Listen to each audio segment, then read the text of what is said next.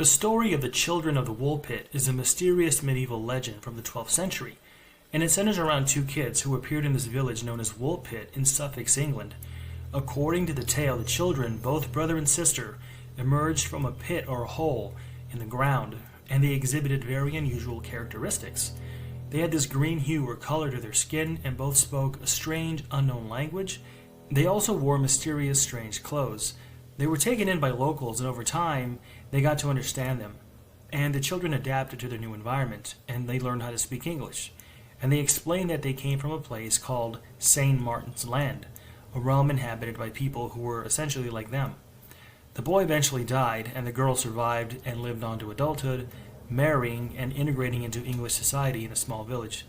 Now, some have speculated that the story of the Children of the Wool Pit could be one of medieval England's earliest accounts of dimensional and interdimensional travel. The children's sudden appearance from an unknown world or realm has led to theories that they may have arrived through some tear in the fabric of space and time, a concept that resembles modern ideas of alternative dimensions. The vivid description of their unfamiliar appearance, language, and the origins of being from some different land have fueled the idea that they could have unknowingly traveled from some other dimension or reality. This theory, though speculative, is fascinating as it suggests that even in the medieval period, there was this form of storytelling that hinted to some mysterious form of the multiverse, which they were talking about long before modern-day concepts of it in modern science with things like quantum mechanics. As the story goes, they were tending to their family's home or dwelling and to some cattle when they came upon some kind of a cavern.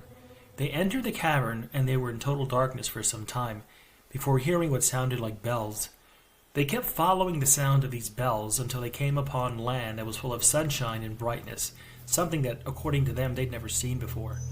In another account, the children heard some kind of a loud sound or crash one day when they were out tending to cattle or animals on their father's property. After hearing the loud noise or something very, very strange, they woke up to find themselves in medieval Wool Pit. Some people believe that this account is entirely fictional and the children never existed at all, just some other wise tale from medieval Europe.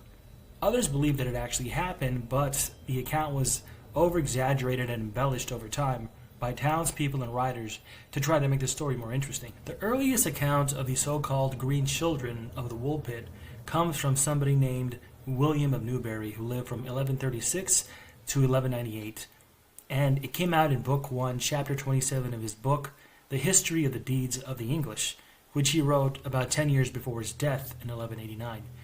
What's so interesting about this first account, the first ever documented story of the Green Children of the Wool Pit, is that William of Newburgh begins by stating that he does not wish to retell this story because it's so outlandish and so bizarre. He just doesn't really want to get into it. But he states that he heard this story from so many reputable sources in his society during that time that he had to include it in his writings. And according to William of Newburgh, the account began during harvest season of the year during the reign of King Stephen, who ruled from 1135 to 1154. The villagers of the town of Wool Pit in East Anglia discovered two children, a boy and a girl, who emerged from one of the ditches that were located near the town. He tells us that the children's bodies were totally green, and that they were wearing clothes which was of an unusual color and an unknown material, and that they spoke some foreign language that nobody could decipher or understand. He said that the villagers also tried to give them food, but they wouldn't take it, even though they were fainting because they lacked energy. Then by chance, it so happened that villagers were bringing in beans from the field. The children grabbed some of the bean stalks and looked for beans in them, and they didn't find anything, and they began to cry, and that's when some of the villagers began to pull beans from the bean pods and gave them to the children, who ate them raw. For months after, the children would eat nothing but these raw beans, but eventually they learned to eat bread and other normal food that they had in the village, and they began to have a more diversified diet, and the greenness of their skin gradually faded away over time and turned normal. According to William of Newburgh, the Green Children had nothing but uncooked beans for the first few months in Wool Pit. Eventually they learned how to speak English, and they told the villagers that they came from a land where St. Martin of Tours was held up in very high regards. According to what they told the villagers, they were out tending to their father's sheep in a field when they heard some kind of a loud noise, which almost sounded like bells of some kind off in the distance, and the next thing they know, they were in the fields of Wool Pit. They explained that they came from a Christian land where there were many churches, but their land didn't have any sunshine and the sun never came out, and it was always dark and dim where they were from. The children were eventually baptized, but unfortunately for the young boy, he passed away due to some illness or malnourishment. The girl, however, survived into adulthood, and as a grown woman, she outgrew the traits and characteristics that first were with her when she was found. So no more green skin, and she was no longer malnourished apparently, and she didn't look any different than any of the other women in the area. And she even went on to get married to a man from King's Lynn of Norfolk. And also William tells us that this woman was still alive when he wrote his version. The only other account that we have of the Green Children of the Wool Pit comes from something known as the English Chronicle that was written around 1220 AD, about 30 years after the original story came out, by an English writer named Ralph of Coggeshall. Now Ralph of Coggeshall was writing much later than William of Newburgh, but he lived much closer to Woolpit. But what gives this version of the events any credibility that's written by Ralph of Coggeshall is that he allegedly got his version of the story from a man who took care of the children of the Woolpit himself, a man named Richard de Calne. This man looked after the children when they were younger.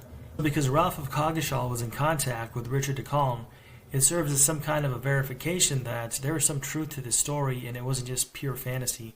It was actually based on something real.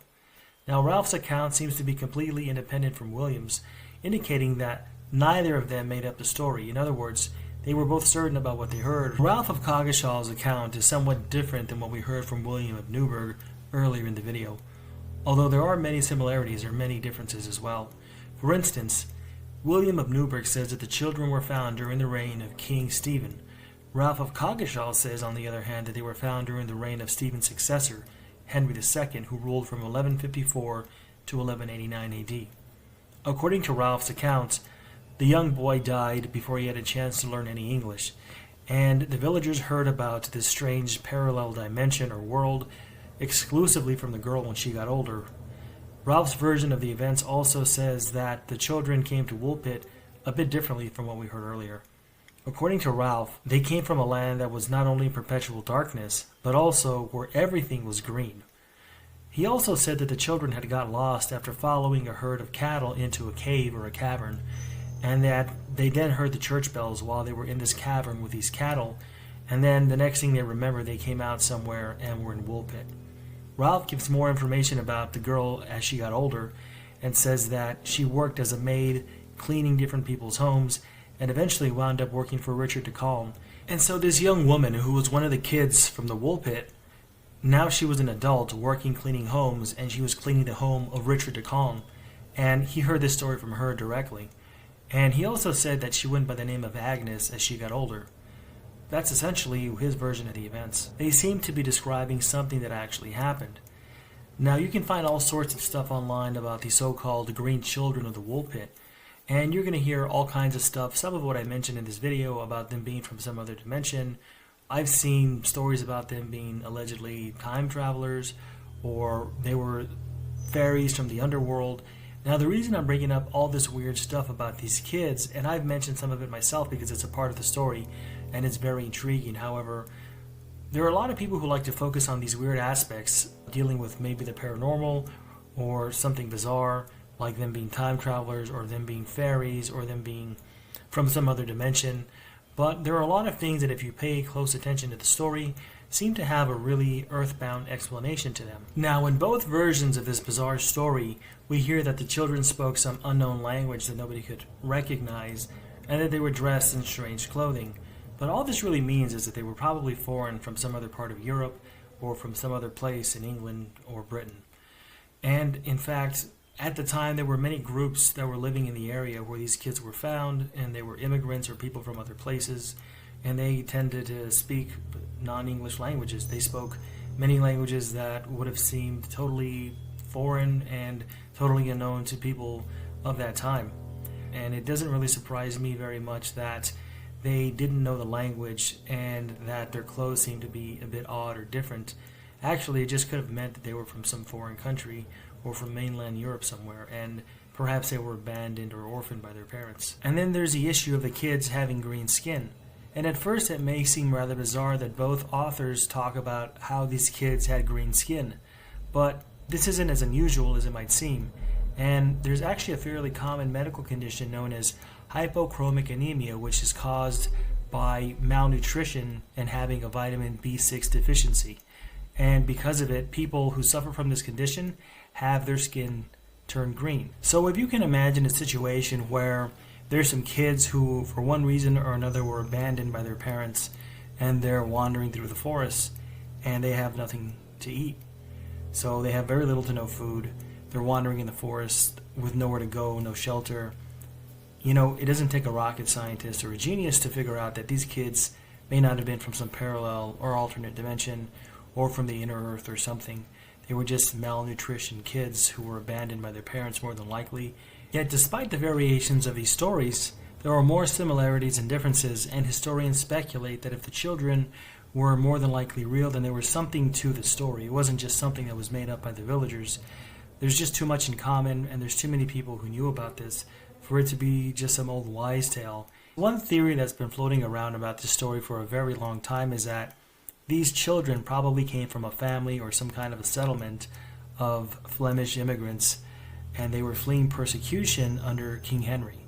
And King Henry's soldiers were going all over the countryside looking for these Flemish immigrants to get rid of them, essentially. And because these kids were so young, they may not have ever remembered the sun or what the sun looked like. And maybe they were always in hiding. And so they were always in these damp, dark places with no sun. And so from their perspective, from the perspective of these kids, the children of the wool pit, they were always hiding, and they did not remember what the sun looked like or had any recollection of it, because they just remember hiding all the time. And so to them, their world was always just dark and misty and foggy, and it was not what a normal world would seem like, because they were always hidden from everybody else. And then there's the kids themselves, and essentially aside from them having that green tint or green color to their skin, they were pretty much normal. And they seem to describe coming from a world that was already very similar to parts of Europe at that time anyways. They described something akin to Christianity. They mentioned something about St. Martin being very prominent where they were from. They talked about people, in both stories they talked about animals being herded. In one story they talked about sheep being herded around by individuals where they were from. And in another story they talked about herding cattle. So where they came from didn't really seem too dissimilar at all to where they ended up in Woolpit. But to me, that's probably the most intriguing part of the story, is this place that they called St. Martin, or the land of St. Martin. And I think that's still what kind of throws people off when they think about the children of the Woolpit, because nobody really knows where this place is. And as much as it sounds like some other part of Europe or some other part of Britain, nobody's really ever been able to identify it. Yes, you're taking the word of 5-6-year-old kids who may not know left from right, but it's still a really intriguing part of the story. And one of the things that I find pretty fascinating is that the original person who came out with the story said that he didn't even want to write about it. I'm talking, of course, about the first variation of the story that came out that was written by William of Newburgh. And he said plainly that he didn't even want to write about this. And the only reason that he decided to write about this and put it in his writings, in the book that it was in, The History of the Deeds of the English, was because so many respectable and prominent people told him about this story. So if respectable and prominent people were telling him about this bizarre story about these kids from the wool pit, there could be something there. I'm not necessarily saying that there is, but the fact that it was intriguing enough for him to write about it because he heard it from so many people makes me believe that it's possible that there could be something more mysterious to the story that modern historians and modern people of today's society who look back at that story don't want to see or want to ignore. And it's just one of those things that is unexplainable.